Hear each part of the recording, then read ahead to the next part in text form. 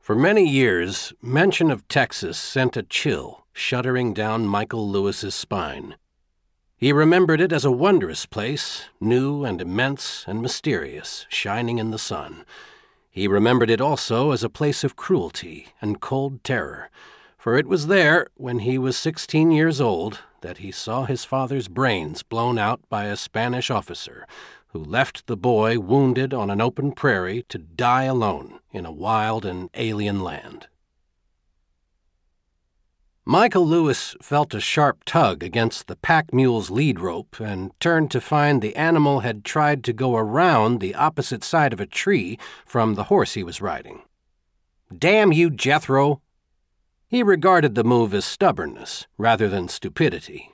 The mule had stoutly resisted bearing the heavy weight of Michael's winter fur catch, and had given in only to a determined will more stubborn than its own.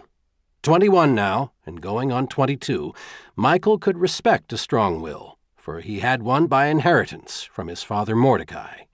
But he had made up his mind that when he sold his pelts, he would sell the mule along with them.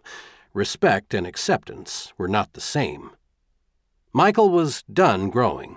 At 6 feet, he was as tall as his father had been, and sometimes people who had known Mordecai reacted with startled eyes at the sight of Michael. They swore he had become the image of Mordecai Lewis, rangy and strong, his face beginning to take on the stone-chiseled edges, the stern jaw that had been the mark of his father, though at the moment it was hidden by a winter's growth of whiskers. His blue eyes could be severe and unyielding, yet had the same far-away look sometimes as when Mordecai had dreamed of distant places yet unseen.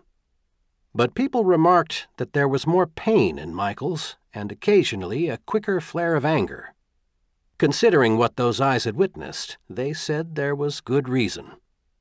With the first sharp cold spell of the winter, the field work finished, Michael had gone off by himself, deep into the woods, as had been his custom the last several years. He had slept in a tent sometimes. Other times, when he expected the camp to last a while, he would throw up a rude log shelter against the snow and the bitter winds, running his trap lines in wild country where white men's boots had seldom trod. He had encountered other men only 3 times all of this past winter. They were like himself, eager for a brief visit with their own kind, for the sound of kindred voices, then just as eager to set off again alone.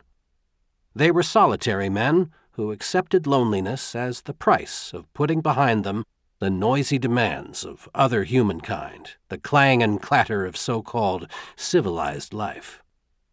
Michael no longer wondered what had drawn his father so often to the woods and had kept him so long from home. He knew. A man could think, and no one would ask what he was thinking. He could talk to himself, and no one would interrupt to ask what he meant. He could listen to the voices of the forest, speaking in 1,000 tongues, and learn to understand them all. When old memories and old fears threatened to smother him in the dark of night, and he awoke shouting and fighting, there was no one to question or blame or pity. He could confront his private torments in his own way, and no one else would know. Restless, his older brother Joseph said of him, but Michael was only restless at home, on the farm, or in the settlements. Except when the dark dreams came, he was not restless on the trail, in the forests, or camped on the rivers. There he could find a measure of peace, of contentment that escaped him where people lived in clusters. Like his father, his mother said, and Michael accepted that as a compliment, though he was not sure patience always meant it to be one. She had been taken hard by the death of Mordecai Lewis. She had been fearful of it for years because Mordecai had not been one to seek out the safe and easy path, or long abide one if he happened to cross it. She had worn the widow's black a respectable period, while Uncle Benjamin had watched over her family as if it was his own. When he and Patience decided a proper time had passed, he had made the 2 families one, taking Patience to bring warmth back into a home left cold by the death of Aunt Nancy. And in due course, the combined family grew once again with the addition of a baby boy named Jonathan. Now the boy was 3 years old, and still Michael could not quite bring himself to call him brother. It was a hell of a thing, he knew, to blame a child so young, so unaware, but Michael could not help it. He could not quite accept this final affront to his father's memory, this symbol that his mother had accepted a place in the bed of another man, even his own uncle. He had moved back from Uncle Benjamin's farm to the old claim, ostensibly to help Brother Joseph keep up the place. Ownership had passed to Joseph, the eldest, as was the custom. Joseph had taken excellent care of it, as he had from the time he was old enough to handle a mule and a plow by himself and take on the responsibilities that should have been Mordecai's. A hard worker, Joseph was, a man who knew what he wanted from life and believed the way to get it was to irrigate the growing ground with sweat. Michael found no fault with him, but his interests were often different from Joseph's. Michael understood Joseph's ways better than Joseph understood Michael's.